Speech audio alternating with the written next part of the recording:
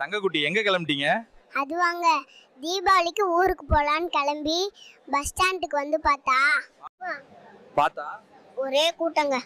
சரி எப்படியா ஊருக்கு போயிடணும், டிக்கெட் எவ்வளோன்னு போய் கேட்டா அவன் சொல்றான் 2000 3000ன்னு. கம்பெனியில போனஸ் போடுற காசு போயிட்டு வரதுக்கே சரியா போயிடும் போலங்க. இவ்வளோ செலவு பண்ணி ஊருக்கு போய் தான் ஆகணுமா, இல்லை ரூம்ல போய் படுத்தலான்னு நினைச்சா அப்பதாங்க ஒரு விஷயம் ஞாபகத்துக்கு வருது. என்னதுங்க ஞாபகம்?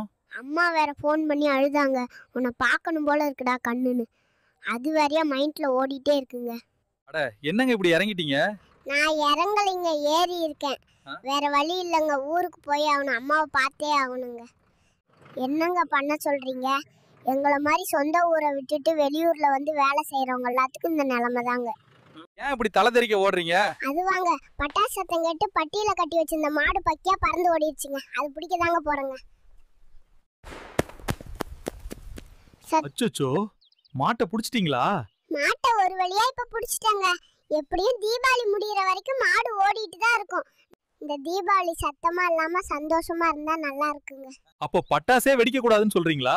நான் அப்படி சொல்ல வரலீங்க, அதிகம் சத்தம் தரக்கூடிய பட்டாசை தவிர்க்கிறது நல்லதுன்னு சொல்றேங்க. குழந்தைங்க, வயதானவர்கள், கர்ப்பிணி பெண்கள், ஆடுங்க, மாடுங்க, பறவைங்க இவங்க எல்லாருமே பயந்து போயிருப்பாங்க.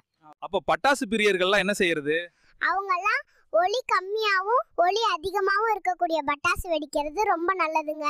நீங்க சொல்றது எனக்கு ஒண்ணுமே புரியலங்க. இந்த பூமி மனுஷங்களுக்கு மட்டும் சொந்தம் இல்லைங்க, கடவுளால் உருவாக்கப்பட்ட அனைத்து உயிரினங்களுக்கும் சொந்தங்க.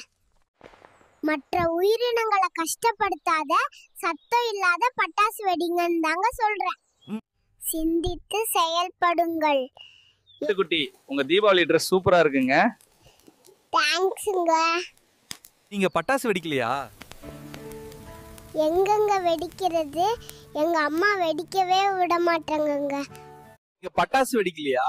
நான் சரஸ்வதி வெடி வெடிக்க வந்தா அச்சச்சோ இது சாமி, இதெல்லாம் வெடிக்க கூடாதுன்னு சாமி ரூமுக்கு எடுத்துட்டு போயிட்டாங்கங்க.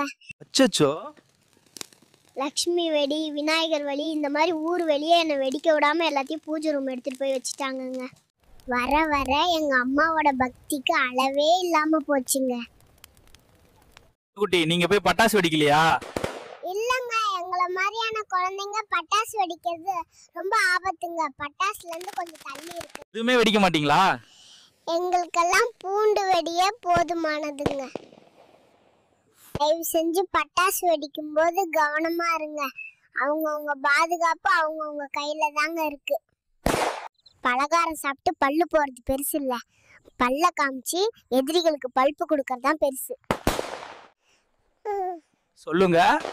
ஹாப்பி தீபாவளி. பட்டாசு போல உங்கள் அனைவர் வீட்டிலும் சந்தோஷம் மலரட்டும்.